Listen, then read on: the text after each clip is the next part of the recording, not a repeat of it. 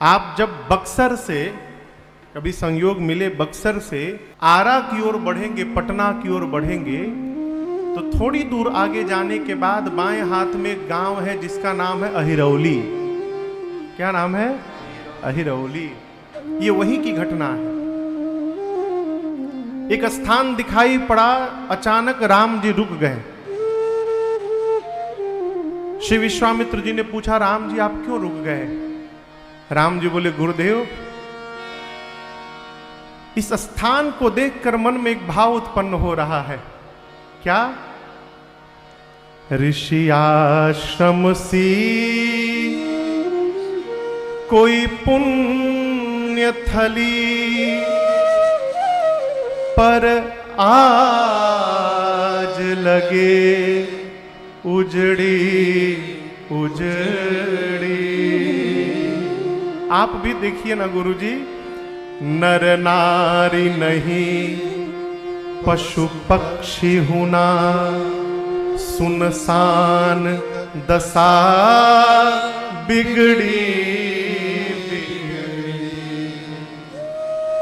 स्थान देखने में खंडहर जैसा है, सुंदर तो नहीं दिख रहा है गुरुदेव, लेकिन इस स्थान की पवित्रता बता रही है कि यहां पर अवश्य पहले कभी किसी मुनि का आश्रम रहा होगा। यहां एक निवेदन करूं आपसे मैं, घर का श्रृंगार करिएगा, कालांतर समय बीतने के बाद आपके घर का श्रृंगार समाप्त हो जाएगा। आप करोड़ों अरबों लगाकर घर बना दीजिए, कितना भी सुंदर बना दीजिए, 50 साल 60 साल 100 साल के अंदर वो समाप्त हो जाएगा। लेकिन यदि अपने झोपड़ी में बैठकर आप भगवान का भजन करेंगे और भजन से घर में जो पुण्य उत्पन्न होगा, युगों युगों तक उस स्थान का पुण्य कभी समाप्त होने वाला नहीं।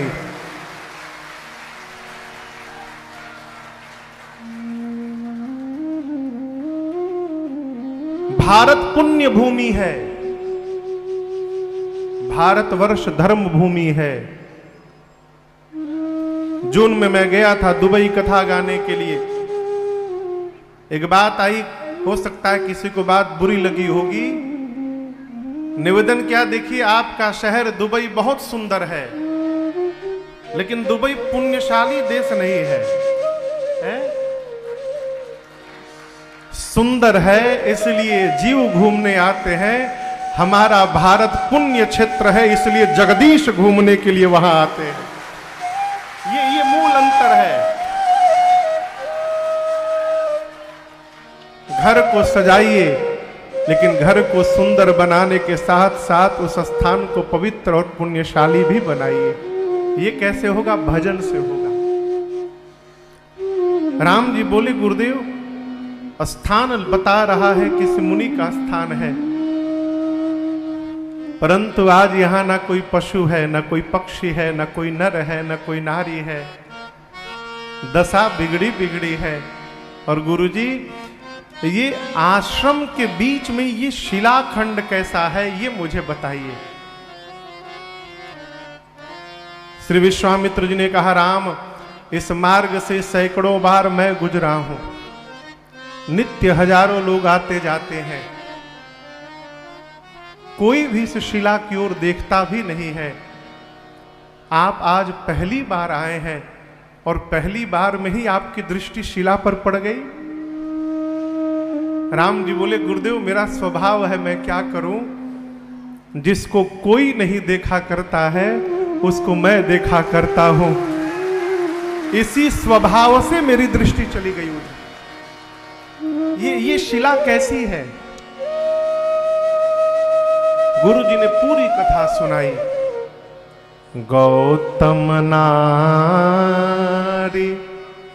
श्राप बस, उपल देह धरे चरण कमल रज चाहती, कृपा करहु रघुबीर। गुरुदेव भगवान ने कहा, राम, जिनको आप शिला समझ रहे हैं, पत्थर, वस्तुतः वो गौतम ऋषि की अर्धांगिनी अहल्या है। श्राप के कारण पत्थर की बनी हुई है। और आपको पता है, इनको श्राप किसी और ने नहीं दिया, इनके पति गौतम ऋषि ने ही इनको श्राप देकर पत्थर का बना दिया है। और मैं कहता हूं, ये आज से नहीं बैठी हैं, युगों से बैठी हैं। जानते हैं क्यों आप आज के दिन के लिए बैठी हैं? राम, आपके चरण में जो रज है, उसी रज से इनके शाप का मोचन बताया है गौतम ऋषि ने। आपके चरण रज की प्रतीक्षा में बैठी है। इसलिए हे राघव, दृष्टि तो आपने डाल ही दी है, अब एक बार अपने चरण रज को उन पर डालकर उनको उस श्राप से मुक्त करिए। कृपा करहु रघुबीर।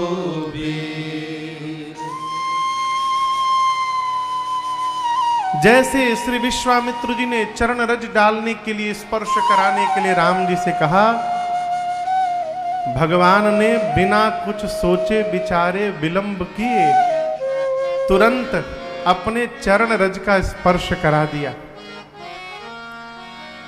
और जैसे स्पर्श हुआ, बाबा कहते हैं, परसत पद पावन शोकन सावन प्रगट भई तप पुंज सही देखत रघुनायक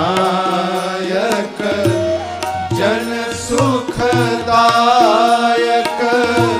सन्मुख होए कर जोरी अति प्रेम अधीरा पुलक शरीरा मुख नहीं आवई बचन गई अतिशय बड़ भागी चरण हिलागी जुगल नयन जलधार धीरज मन कीन्हा प्रभु कहूँ चीन्हा रघुपति कृपा भगति पाई अति निर्मल पानी आश्रुति ठानी ज्ञान गम्य जय रघुराई मैं नारी पावन प्रभु जग पावन रावण रिपु जय सुख राजीव त्रिलोचन भव भय मोचन हे राघव पाहि पाहि शरण ही आई। जैसे भगवान के चरण रज का स्पर्श अहिल्या जी पर हुआ, अहिल्या जी चैतन्य होके उठ के खड़ी हो गई। आपका नेत्र खुले और सामने भगवान दिखाई पड़ जाए हो, जीव बावड़ा हो जाएगा। युगों से अहिल्या जी शिला की बनी थी और जब आंखें खुली तो सामने रघुनाथ जी दिखाई पड़े। भगवान को देखते शरीर के एक एक रोम पुलकित हो गए, हृदय भाव से भर गया, नेत्र से झरझर अश्रु निकलने लगे, कंठ अवरुद्ध हो गया, शरीर बस में नहीं रहा मां का। तो अहिल्या जी भगवान के चरणों में प्रणिपात हो गई। भगवान ने मां को उठाया है, मां ने हाथ जोड़कर भगवान की स्तुति की है। राम जी ने कहा कि आपके पति ने आपको क्यों श्राप दिया? अहिल्या मैया पूछी, प्रभु ये बात आपसे किसने बताई? राम जी बोले, गुरु जी बता रहे थे कि आपके पति ने ही आपको शाप दे दिया। मां ने कहा, प्रभु आज के पहले तक मुझे भी यही लगता था कि मेरे पति ने मुझे शाप दिया है, परंतु आज अभी पता चला है कि मेरे पति ने मुझे शाप नहीं दिया, मेरे पति ने मेरा उद्धार करा दिया है नाथ। यदि श्राप न मिला होता तो आज अहिल्या को रघुनाथ का दर्शन भी नहीं प्राप्त हुआ रहता। जिसने आपका दर्शन प्राप्त करा दिया वो श्राप नहीं, मेरा उद्धार था। एक वरदान दीजिए केवल, आज के बाद मेरा मन आपके चरण में ही लगा रहे बस, क्योंकि मैं आपके चरणों को पहचानती हूं। जेहि पद सुर सरिता परम पुनीता, प्रगट भई शिव शीस सोई पद पंकज, जेहि पूजत मम सिर धरे कृपाल। जेहि भांति सिधारी गौतम नारी, भांति सिधारी गौतम नारी, बार बार हरि चरण जोवती मन भावा, सो बर पावा, गणपति लोक आनंद भरी। जोवती मन भावा, सो बर पावा, गणपति लोक आनंद भरी। जोवती मन भावा, सो बर पावा, गणपति लोक आनंद भरी। जोवती मन भावा, सो बर पावा। मां अहिल्या कहते, प्रभु ये वही चरण है जिनसे गंगा जी प्रकट हुई। गंगा जी आपके चरणों से निकली थी, इसलिए शंकर भगवान ने उन गंगा जी को अपने सिर पे धारण कर लिया था। परंतु प्रभु आज मैं शंकर जी से आगे निकल गई हूं। राम जी पूछे, वो कैसे? अहिल्या जी ने कहा, प्रभु शंकर जी के सिर पर आपके चरण का चरणामृत पहुंचा था, लेकिन अहिल्या को देखिए, अहिल्या के सिर पर चरण का चरणामृत नहीं, साक्षात आपका चरण पहुंच गया। प्रभु अब इससे अधिक सौभाग्य और क्या होगा? मनचाहा वरदान प्राप्त करके बारंबार भगवान के चरणों में दंडवत करके और अपने पति के साथ मां अहिल्या उनके लोक चली गई। पूज्यपाद गोस्वामी श्री तुलसीदास जी महाराज यहां अपना एक निर्णय सुनाते हैं। बाबा कहते हैं, हमसे और आपसे अस प्रभु दीन बंधु हरि, कारण रहित दया, तुलसीदास सठ तेहि भजो, छाड़ी कपट जंजाल। श्री गोस्वामी तुलसीदास जी कहते हैं, संसार में कहिए कौन है ऐसा? भगवान की विशेषता क्या है? भगवान दीन बंधु हरि है। दीन बंधु समझते हैं? जो दीन है, भाव से दीन है, है। बुरा ना मानिए, कई लोग भगवान की पूजा करते हैं तो अपने सिंहासन पर बैठे रहते हैं। घुटना खराब हो, कमर में प्रॉब्लम हो तब तो ठीक है, आप सिंहासन पर कुर्सी पर बैठिए। स्वस्थ है उसके बाद भी आसन नहीं, सिंहासन पर बैठ के पूजा कर रहे हैं। क्यों? हम बड़े हैं, भगवान बड़ों को बाद में मिलते हैं। गोस्वामी जी कहते भगवान दीन बंधु हरि है, दीनों के बंधु हैं। बहुत पहले एक मैं गीत गाता था, जानता गर गरीब प्यारे हैं, मैं कसम से गरीब हो जाता। भगवान दीनों के बंधु हैं, बिना कारण कृपा करते हैं। कारण रहे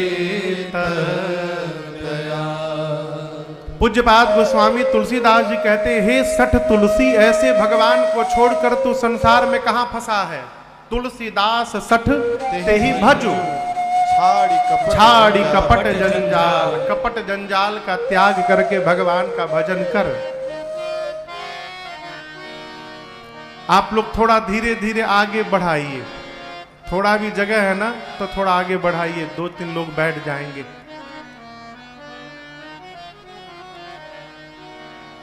जगह हो तो घुसुक आइए।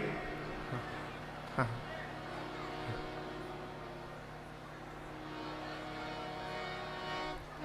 थोड़ा बढ़ाइए। आप लोग भी मैया लोग थोड़ा बढ़ाइए, जगह हो तो। आप लोग वहीं रहिए, आप लोग ना बढ़िए। हाँ, पीछे वाले सबको कह रहे हैं बढ़ाइए। भजन करिए। 60 साल के बाद करेंगे महाराज, रहेंगे तब न करेंगे। कोई गारंटी है का कि रहना है? देखिए, बुरा न मानिएगा, पूरी धरती पर घूम लीजिए, जगह जगह लिखा रहता है यहाँ पर बात करना मना है, यहाँ मोबाइल का प्रयोग करना मना है, यहाँ फोटो खींचना मना है, यहाँ रुकना मना है, लिखा रहता है ना। धरती के किसी भी कोने में चले जाइए, कहीं नहीं आपको ऐसा लिखा मिलेगा कि यहाँ मरना मना है। पूरी धरती पर घूम लीजिए, कहीं भी मरा जा सकता है, कभी भी मरा जा सकता है। इसलिए 60 साल की प्रतीक्षा न करिए। अरे भजले प्राणी, ये मेरे पूज्य महाराज श्री का पद है, उनके मुख से मैंने सुना है, यदा कदा हम भी गाते हैं। भजले प्राणी रे अज्ञानी, 2 दिन की जिंदगानी वृथा क्यों भटक रहा है, वृथा क्यों भटक रहा है। भजले प्राणी रे अज्ञानी, 2 दिन की जिंदगानी वृथा क्यों भटक रहा है, वृथा क्यों भटक रहा है।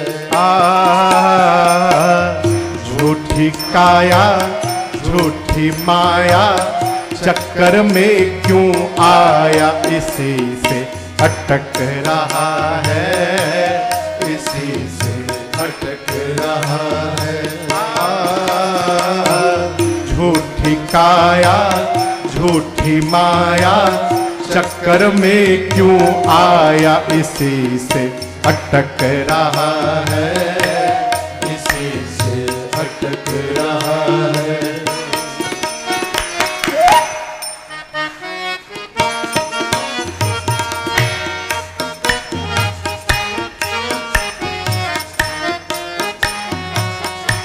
सावधान होइए। नर्तन मिला है तुझे, खो क्यों रहा है इससे खेल में। नर्तन मिला है तुझे, खो क्यों रहा है इस खेल में।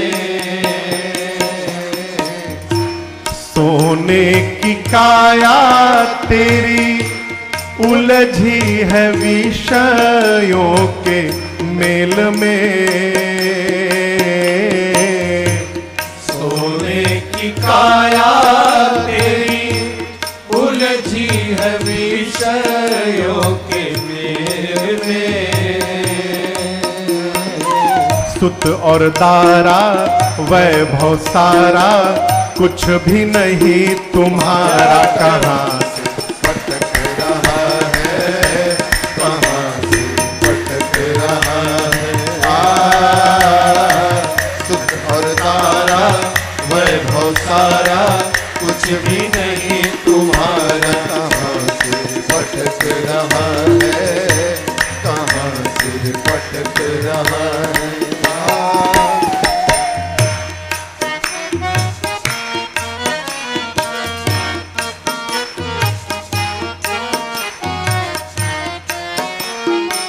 है कोई मेरे जैसा, है कोई मेरे इतना पैसे वाला? अरे कब तक रहोगे? भ्रम से बाहर निकलिए। दुनिया की कोई भी संपत्ति 100 साल के पहले अपने मालिक का नाम बदल लेती है। कहां जी रहे हो तुम? जो संपत्ति आज आपके नाम है 100 साल के भीतर आपके बेटे के नाम चढ़ जाएगी। आप गए। भोला फिरे क्यों बंदे धन यौवन के उमंग में। भूला फिरे क्यों बंदे धन यौवन के उमंग में। अंत में माता पिता और बंधु कोई चले ना तेरे संग में। माता पिता और बंधु कोई चले ना तेरे संग में। जीवन भर एक काम किया, मैं और मेरा, तू और तेरा, है माया का फेरा। इसी में भटक रहा है, इसी में भटक रहा है। मैं और मेरा, तू और तेरा, है माया का फेरा। इसी में भटक रहा है, कृष्णा में भटक रहा है। भजले प्राणी रे अज्ञानी, 2 दिन की जिंदगानी वृथा क्यों भटक रहा है, वृथा क्यों भटक रहा है।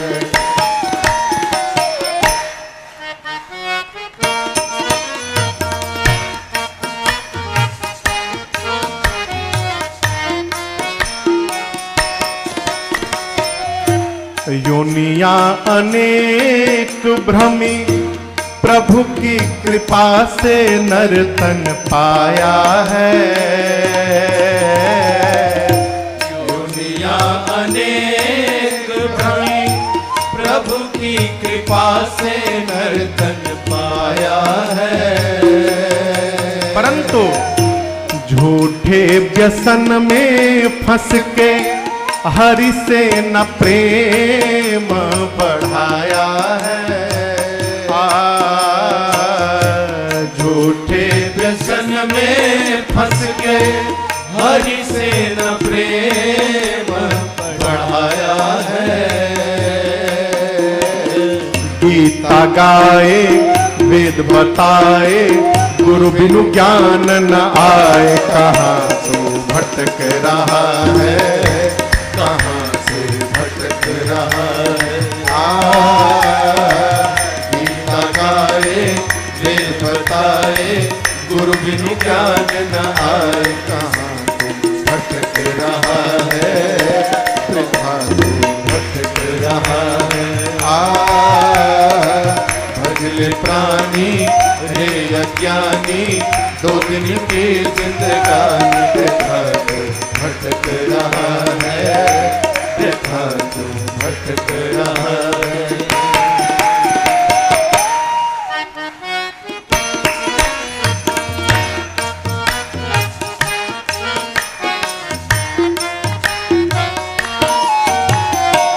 अभी भी कुछ नहीं बिगड़ा है, सावधान होइए, साधक कहता है। चंचल गुमानी मन अब तो जन्म को संभार ले। चंचल गुमानी मन अब तो जन्म को संभार ले। क्यों महाराज? फिर ना मिलेगा तुझे अवसर ऐसा बारंबार रे। फिर ना मिलेगा तुझे अवसर ऐसा बारंबार रे। इसलिए रे अज्ञानी तज नादानी भजले सारंग पानी। कहाँ भटक रहा है, कहाँ से भटक रहा है। भजले प्राणी रे अज्ञानी, दो दिन के जिंदगानी वृथा तो भटक रहा है, वृथा तो भटक रहा है। झूठी काया झूठी माया चक्कर में क्यों आया, इसी से अटक रहा है, इसी से अटक रहा है। कृष्णा क्यों भटक रहा है, कृष्णा क्यों भटक रहा है।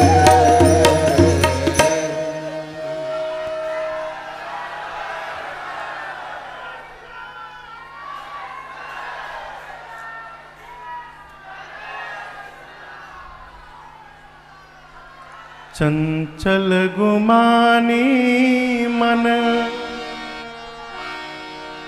अब तो जन्म को संभार ले।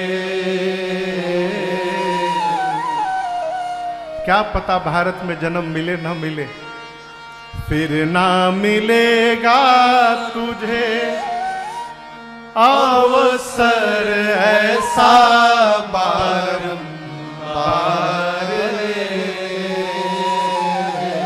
सारंग पानी नाम है राम जी का। राम जी के धनुष का नाम है सारंग और पानी यानी हाथ। जो भगवान हाथ में सारंग धनुष धारण किए अथवा राम जी को। रे अज्ञानी तू तज नादानी। 22 तारीख को राम जी विराजमान हो रहे हैं मंदिर में।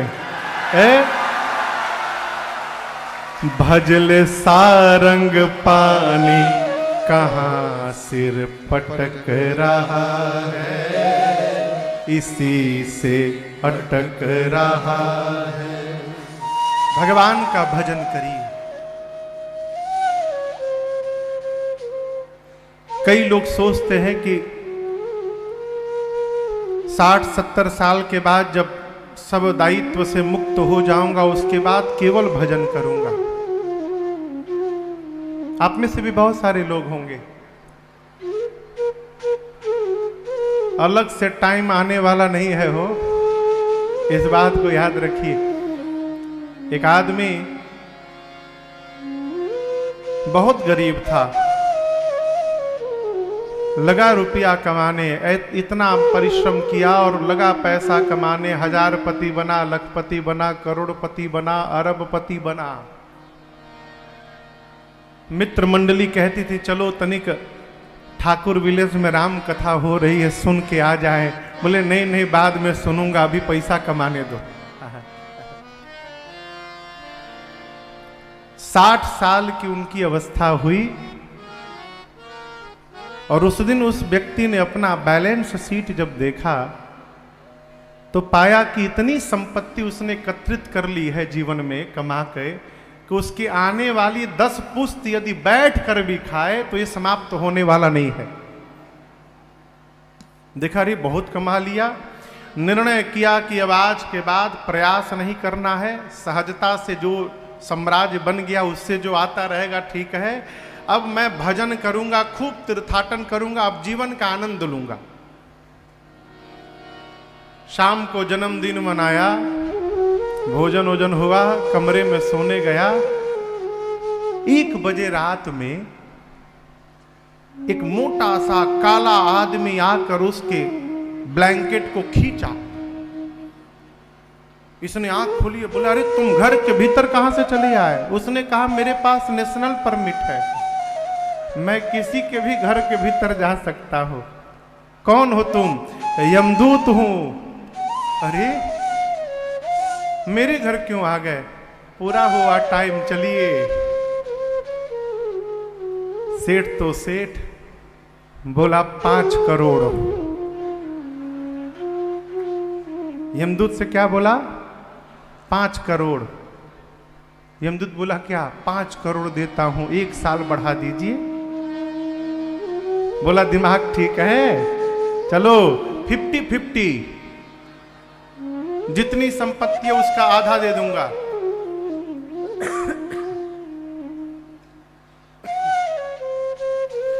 यमदूत ने कहा 50 नहीं, पूरी संपत्ति दे दोगे उसके बाद भी 1 मिनट नहीं बढ़ेगा, चलो इसी समय। उसने कहा एक पत्र लिखने का समय दीजिए। बगल के बेडरूम में उसका बेटा सोया था, निकाला पैड और पेन और पत्र लिखा बेटे के नाम। कहा बेटे, जीवन के अंतिम समय में एक पता चली है मुझे बात, सोचा जाते जाते तुमको बताते जाऊं। मरते समय मुझे ज्ञान प्राप्त हुआ है कि जिस संपत्ति को कमाने में मैंने अपना पूरा जीवन लगा दिया, जीवन भर की कमाई देने के बाद भी आज जीवन का 1 मिनट नहीं खरीद पाया मैं, ये आज अभी पता चला है। इसलिए तुम मेरी तरह भूल न करना।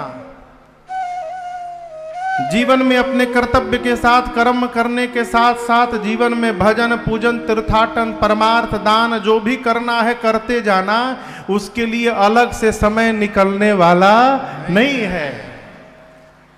इसलिए साधक कहता है भजले प्राणी रे अज्ञानी, बस 2 दिन की जिंदगानी वृथा क्यों भटक रहा है, इसी से अटक रहा है। प्रभु ने मां अहिल्या को गति दी है।